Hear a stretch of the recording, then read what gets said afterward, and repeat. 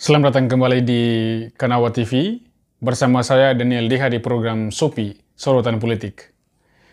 Jadi baik teman-teman, kali ini saya akan menyoroti salah satu politisi muda asal NTT yang barangkali tidak lagi asing di telinga masyarakat, yaitu Bung Yohanis Franciscus Lema atau akrab disapa Bung Ansi Lema.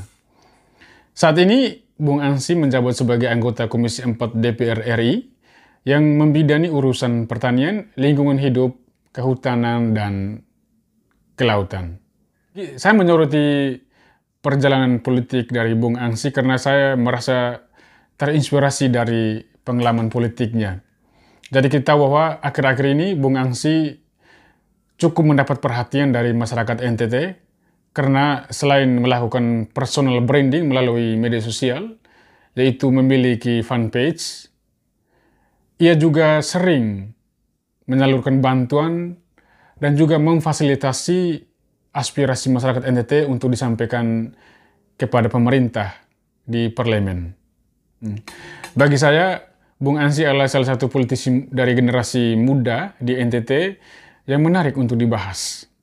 Selain memiliki pengalaman politik di dunia akademik, yaitu pernah menjadi dosen di Universitas Nasional Jakarta dan juga beberapa universitas lain, Bung Ansi juga pernah terlibat sebagai aktivis dalam gerakan melengsarkan kekuasaan Soeharto pada tahun 1998. Pada tahun 1997, Bung Ansi dan teman-teman pernah merintis atau membentuk forum kota yang melalui wadah ini kemudian mematangkan pengalaman politik Bung Ansi untuk terjun di level nasional.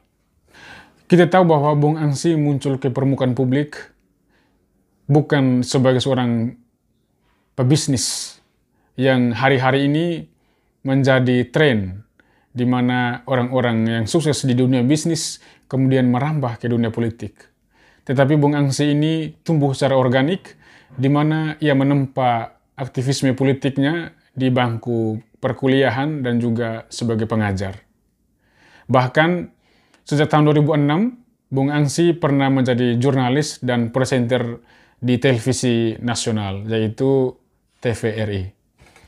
Belakangan ini, Bung Ansi kian menjadi perhatian publik karena beliau sering menyuarakan aspirasi masyarakat dalam sidang di parlemen.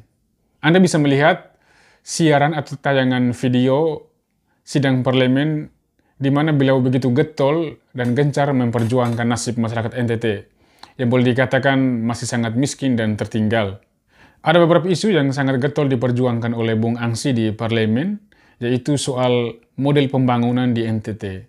Bung Ansi sangat menekankan pembangunan yang berbasis kearifan lokal, di mana pemerintah Provinsi NTT didorong untuk lebih fokus menggali dan meningkatkan sektor-sektor primer, yaitu berupa sektor pertanian, perikanan, kelautan, dan juga pariwisata.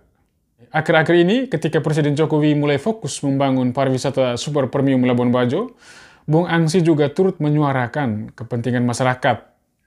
Misalnya, dengan meminta agar pemerintah fokus pada pembangunan berbasis konservasi ketimbang eksplorasi, sehingga dengan demikian tidak merusak habitat komodo dan juga penduduk lokal di Taman Nasional Komodo.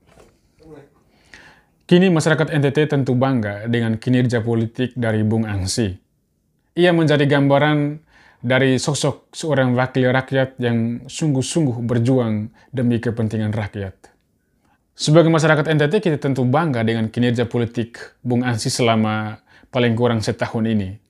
Namun, sebagai publik, kita juga tentu perlu mengawasi secara terus-menerus agar Bung Ansi bisa mempertahankan komitmen dan konsistensi perjuangan politik agar makin bisa dipercaya oleh masyarakat.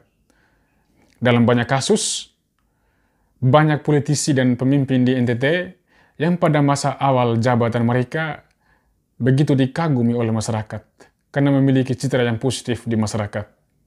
Namun pada akhirnya mereka juga terjebak dalam praktik korupsi, bahkan dipenjarakan.